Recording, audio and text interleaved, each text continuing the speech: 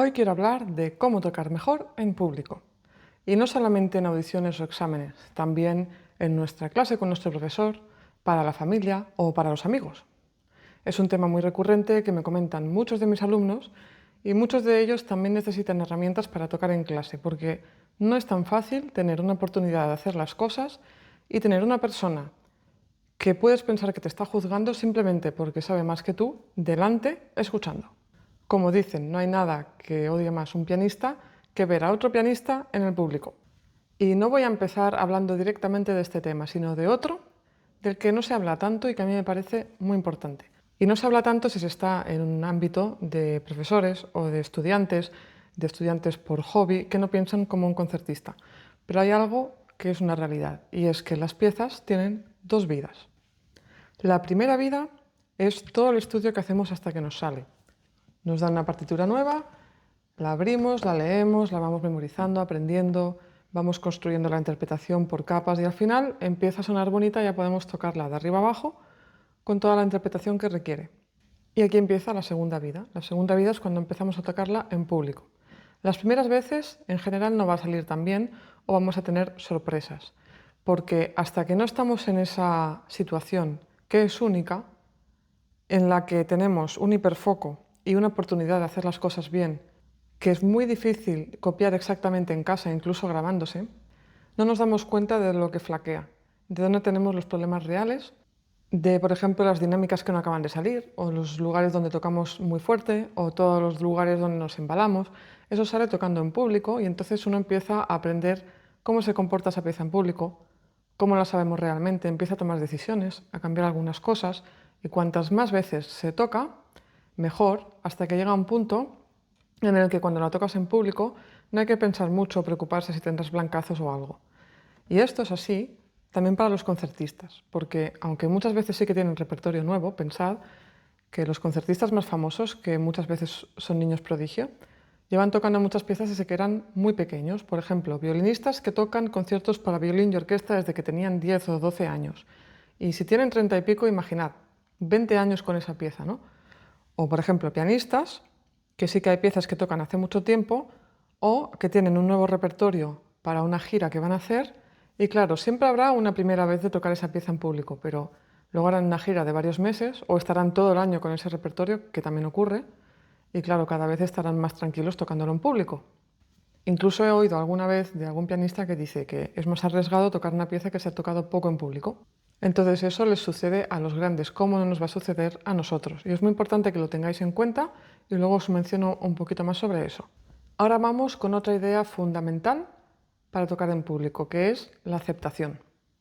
Hay un vídeo muy famoso de María Joao Pires en el que llega a un ensayo con orquesta, pero era un ensayo grabado. No era el concierto final, pero sí que se estaba grabando con cámaras. Y ella venía de otros viajes y le habían dicho que le tocaba tocar tal concierto de Mozart. Pero cuando llega y está ahí sentada con su partitura, otra vez de memoria no lo recuerdo, empieza a sonar otro. Y se ve cómo empieza a tener pánico, cómo se preocupa.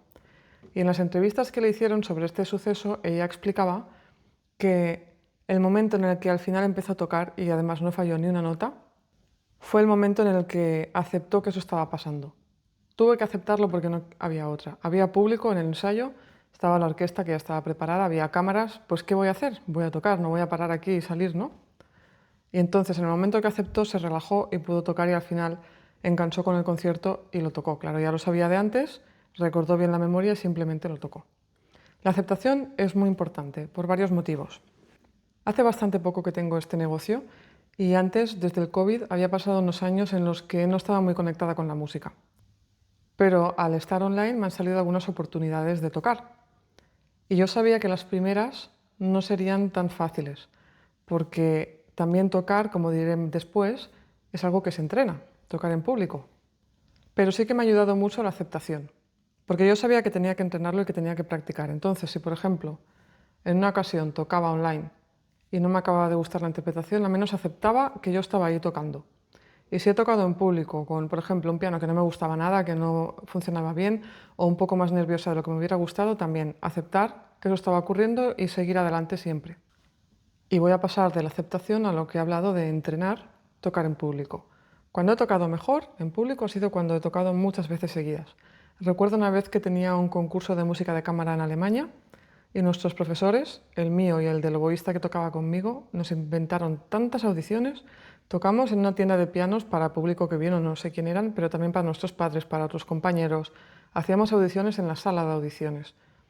Y no recuerdo en cuántos sitios más, pero sí que recuerdo que cuando llegué al concurso, a mí me daba igual el público. No recuerdo tener ni un nervio.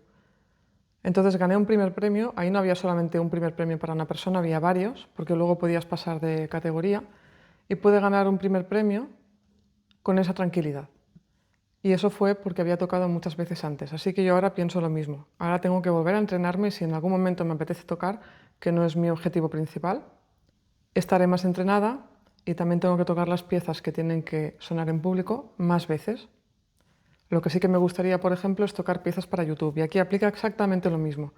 Si voy a hacer una grabación en este piano y vengo aquí expresamente a grabar y hay un técnico de sonido que me va a ayudar, sigue siendo una oportunidad, tal vez dos, pero no vas a estar diciendo a la gente, espera, espera, que otra vez. Entonces la preparación es la misma. Muy buen estudio, una oportunidad y control mental. Vamos al control mental. En mis experiencias recientes también he tenido estos problemas, porque al final hace falta una mente ordenada para poder estar en estas situaciones. Por ejemplo, pude tocar para un podcast, para una radio, y estaba en medio de una mudanza, no tenía mucho tiempo para estudiar. Toqué en este piano, que es mi piano favorito a día de hoy, pero cuando empecé a tocar me di cuenta que no me gustaba cómo estaba saliendo. Estaba tensa, no tanto nerviosa, pero sí que tensa, un poco acelerada. Y en un momento, hacia el final del nocturno que estaba tocando este,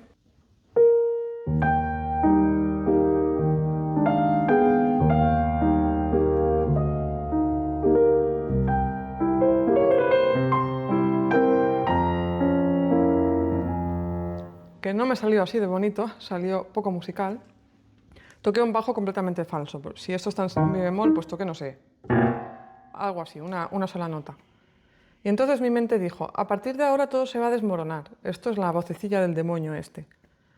Y yo, por entrenamiento, pude hacer así, psh, y entonces seguí tocando y no fallé más notas. Sí que considero que perdí bastante la musicalidad, pero esa fue realmente la primera vez que toqué en público, aunque fuera online, en muchos años. Entonces yo me centré en que había podido tocar la pieza de arriba a abajo y controlar bastante la mente, que ya es un avance. ¿Qué podéis hacer para controlar la mente? Pues meditación o mindfulness. No hace falta que sea religiosa, pero sí que os digo que yo tengo una cabeza que no para y he practicado meditación budista. Es la que a mí me ha ido bien. También existe el mindfulness, que es más neutro y no tocáis ningún tipo de mantras o de tipo de religión. La cuestión es que cuando vosotros decidáis, vuestra mente baje toda esta actividad y podéis estar presentes y centrados. Para que si estáis tocando y empieza la vocecita esta graciosa, uy, si te equivocas, uy, mira quién está en el público, ay, tengo calor, ay, no sé qué, podáis ir haciendo así, fuera, fuera, y volver a concentraros, aunque sea con una respiración, y volver, porque si no podemos tener muchos otros problemas. Reacción a los errores, parar cuando hay un error en vez de continuar, blancazos. Los blancazos de memoria se resuelven saltando a la siguiente sección o los siguientes compases, pero uno se puede quedar petrificado y para todo esto os ayudará el control mental. Y sí que lo recomiendo mucho y os dejo con una frase que decía el lama con el que estudié meditación, que para hacer cualquier actividad hace falta una mente entrenada. Si no, nuestra mente no puede servir a nuestros objetivos. Y en el piano yo creo que es muy importante porque hay que estar muy presente, con hiperfoco en lo que se está haciendo y además de hacerlo, además escucharse. Es muy importante también aceptar las emociones. Si antes estáis muy nerviosos, no luchéis con las emociones. Si estáis tristes o yo qué sé, enfadados, deprimidos, es importante aceptarlo y dejar sentir la emoción porque es más fácil que se vaya o que se quede en un nivel que podamos aguantar si hacemos eso. Entonces, empezar a pelearnos con los nervios, con qué hay en el estómago, con qué he visto a otra persona, que ha venido la profesora que me da miedo, mejor que no, porque entramos en un remolino que ya no se puede controlar. Pero sintiéndolas, aunque no se vayan del todo, se llega a la aceptación que estaba comentando y desde ahí uno puede ser más funcional. Y con el tiempo se van disolviendo. Así que he hablado de varias herramientas. Tocar muchas veces en público, entrenar la mente y aprender a aceptar las emociones. Y es muy importante comprender que hoy día cada vez estamos más acostumbrados a las recompensas inmediatas y tenemos la atención muy corta. Y a mí me ha pasado porque además trabajando con redes me he acostumbrado a estar pendiente de Instagram, porque al principio es muy raro que tengas tantas visualizaciones y me gustas y comentarios. Entonces volví a mirar, me daba cuenta cómo eso rompía mi concentración y luego a veces estaba tocando el piano y de golpe estaba de pie y no sabía ni a dónde iba. Entonces, teniendo en cuenta eso, es importante intentar volver a lo de antes, a la manera de vivir de antes cuando queremos dedicar mucho tiempo a algo como tocar el piano. Eso puede ser empezar a hacer cosas más manuales, mirar menos pantallas, dejar el móvil lejos, por ejemplo. Yo creo que es muy sano porque para ser buenos pianistas, aunque sea como hobby, vamos a necesitar altos niveles de concentración o atención sostenida. Y si nuestro cerebro está saltando de recompensa inmediata a dopamina, a me gusta de Instagram, eso va a ser muy difícil. La siguiente herramienta es que escojas muy bien el repertorio. Aquí hay dos aspectos importantes. Uno de ellos es que no esté muy por encima de vuestro nivel. Porque si estáis justo al borde de vuestro nivel técnico, con nervios o simplemente con la situación de estar en público vais a bajar un poquito y tenéis más números de tener problemas. Es mejor tocar piezas que se puedan dominar un poquito más para estar mucho más tranquilos y también para tener una interpretación mejor. Porque os he comentado que cuando toqué en la radio me pareció que perdí musicalidad. Pero si además esa pieza hubiera sido técnicamente muy exigente, no habría perdido solo la musicalidad. Entonces, si está por debajo de vuestro nivel, tenéis más control y sabéis que el resultado será mejor ya de entrada, porque tenéis más tiempo de pensar, de respirar, etc. Y por otro lado, como he comentado, como las piezas tienen dos vidas, está muy bien, si en alguna ocasión podéis, reciclar piezas antiguas. Si tenéis que hacer algún repertorio un poco más largo, reciclar alguna que ya hayáis tocado en público y veréis que os sentiréis mucho más tranquilo con esas piezas. Además, en las mejores universidades que he estado, los mejores profesores que he visto, hablo más bien de un nivel donde había niños prodigio o concertistas enseñando, se valoraba más de lo que parece las piezas más sencillas muy bien tocadas. No todo era virtuosismo, estudios de Liszt, sí que había también, pero me llamó la atención esto. No se estaba uno tan restringido por los programas, esto es de este curso, esto es de este curso, sino que si había una pieza un poco más sencilla, se trataba con la misma seriedad. Y eso me pareció muy valioso.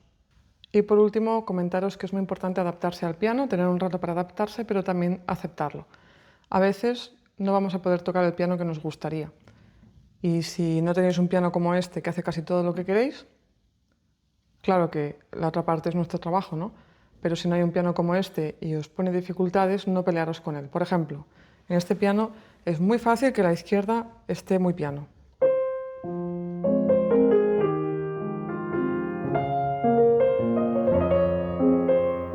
Y que la melodía cante. Pero os podéis encontrar un piano que suene ya de entrada así, haciendo el mismo esfuerzo que he hecho yo ahora.